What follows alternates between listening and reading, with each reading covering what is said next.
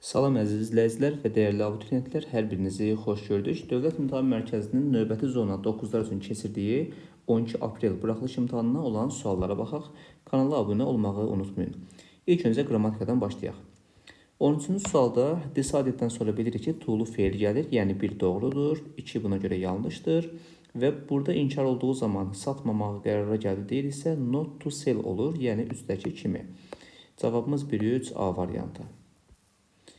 14-cü sualda əz arasında sifətin adi dərəcəsi olur, yəni modern əvvəlinə sonuna hər hansı şəkilçi artikl əlavə etmərik. Ona görə cavab oldu 14-də B variantı.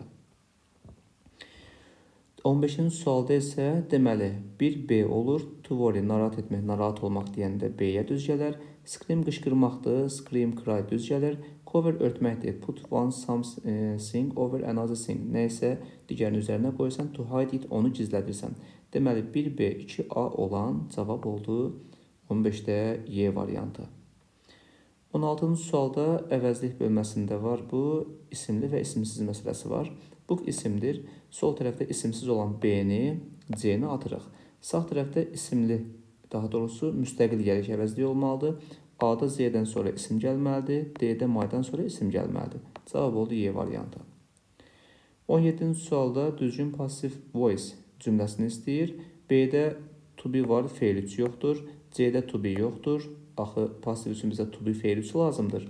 D-də to be yoxdur. Y-də to be yoxdur. Cavab oldu A variantı, was offered. Gördüyünüz kimi rahat bir sualdır, 17A. 18-ci sualda isə deməli annoy, narahat etmək, kimisə biraz incitmək, 1-ə B düz gələr. To make somebody a little angry, kimisə biraz əsəbləşdirmək. Frighten qorxutmaq deməkdir, kimisə biraz qorxutmaq, əfriyyətdən bilmək olar. Proof sübut etmək deməkdir. To show that something is true, nəyisə doğru olduğunu sübut etmək. 1B, 2 Frighten 2C olsa cavab oldu 18-də C variantı. 19-da sən 4-cü sinifdə müəllimin kim olub? She was Mrs. Smith. O Mrs. Smith olubdu. Kim olub sualını verdik ki, cavabımızda Smith olduğunu deyir, adamın adını çəkir. Ona görə kim deyərik? Where harada, how necə, why nə üçün, what nə düz gəlməzdi. Getdik növbəti suala.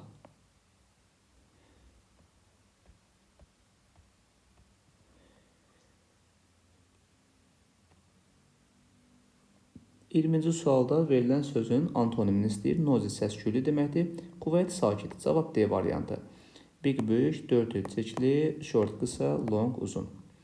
21-ci sualda mən bibimgilin evində qalacam. At my aunt's yərik halda vardı bu. Solda at olacaqdı və 2 həftə qalacam. For 2 weeks. Yəni 2 həftə üçün onlarda qalacam deyirsən. Cavab burada oldu D variantı. 22-ci sualda deməli 3-də George və mən 2 nəfərlik deyə burada were olmalı idi. 3 yanlışdır. 4-də of-dan qabaqçına baxırıq. Pages cəmdədir. Burada are olardı. 4 də yanlışdır. One of-un xəbəri təkdir. Çünki of-dan qabağa baxdıq izdir. 2-də də cost təkdə, is təkdə 1-2 cavab oldu Y variantı. 23-cü sualda cümlənin mənasına baxmaq önəmlidir. Biz çox yaxşı oynadıq, amma qalib gələ bilmədik. D-ni deyərik. Because, çünki, or, yaxud və and və so, ona görə də cavab D variantı. 24-cü sualda at the moment, indiki davam edici zamandır. Əmizar, feil, ing olan tək variantımız B variantıdır.